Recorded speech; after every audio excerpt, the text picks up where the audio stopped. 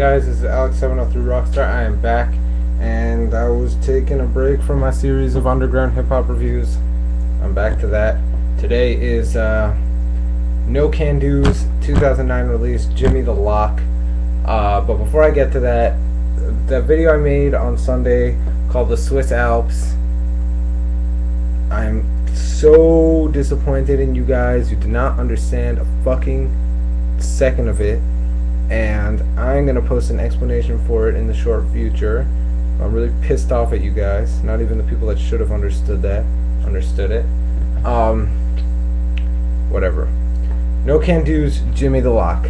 So NoCanDo is a rapper who's been around for a while now, in the underground circuit. You could have seen him at freestyle competitions such as Juice 5 and Scribble Jam. And more recently, he's battled in Grind Time. He just took a trip down to Australia. He battled Greeley there. It was not the best battle because he didn't really write for Greeley, and I mean he's a good freestyler, but it fell flat. It fell a little flat. Although he does have an awesome cypher video with FLO, another Californian rapper from when he's down there. So yeah, NoCanDo hails from LA, California. I think he's 27 years old now. Maybe he turns 28 this year. And this is his 2009 album, Jimmy the Lock. He did release an album in late 2010 with DJ Nobody, who also produces some tracks on this album. The name escapes me at the moment. But anyway, yeah, cypher with FLO will be down there. Videos of one of the best battles I've ever seen in Scribble Jam 2007 versus Franco down there. And I'll post his battle versus Disaster from Grind Time Gristlemania 2 down there also. So, is this album any good? Hell yes.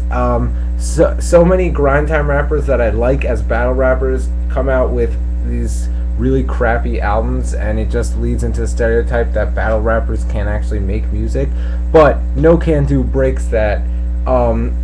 His flow is kind of strange. It always sounds like he's freestyling, even when he is not.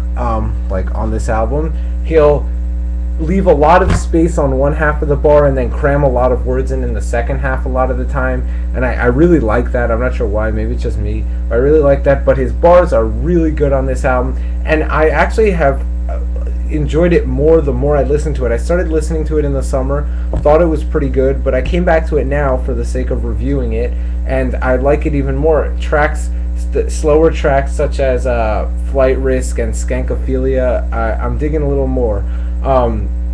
He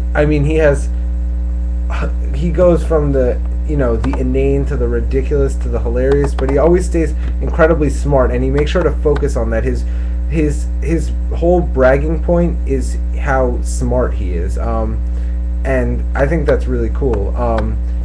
He does have this sort of fake Kanye West inflated ego. It's sort of a character on this album, but it's pretty cool. I mean, he has lines like, with so many idiots in the street, it's easy to be a street genius. I mean, really, really good lines here. And he just goes from topic to topic. He does like to shout out LA a lot. He does like to talk about drinking a lot. But he does switch topics enough that he keeps it interesting. Now, the production is a key point because it's really glitchy, sonically abrasive production.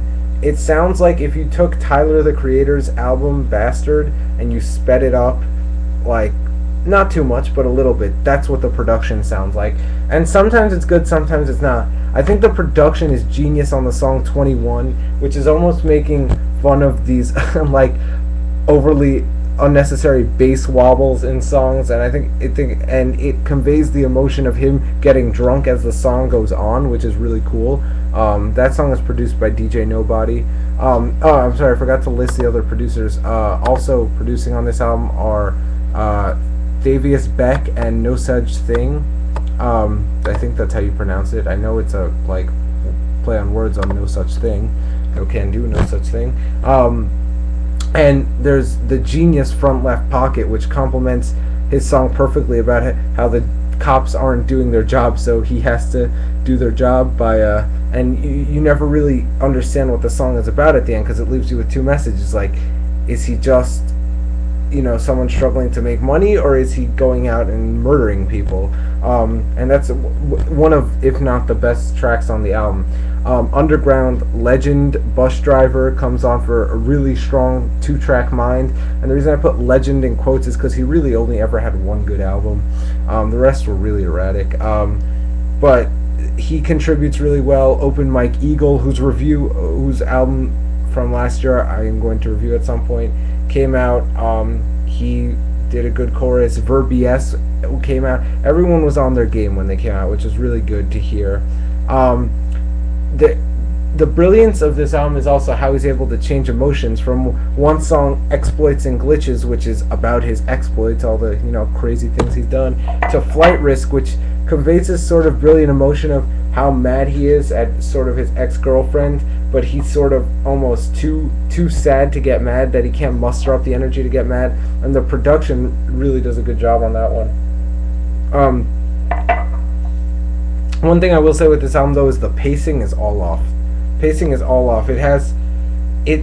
feel like what should happen is it should have some of the exciting single songs at the beginning, which it does, and then it should have a lot of the songs about drinking in the middle, which then leads to the depression, and then it should end with another exciting song, where instead it's sort of like exciting song, weird depressing song, back to exciting song, drinking song, exciting song, depressing song, exciting song. And it's sort of, the flow is all disrupted. You could listen to these songs almost in any order, and the flow would be as good as it is on the album. He doesn't do a good job of albumizing it, I don't think.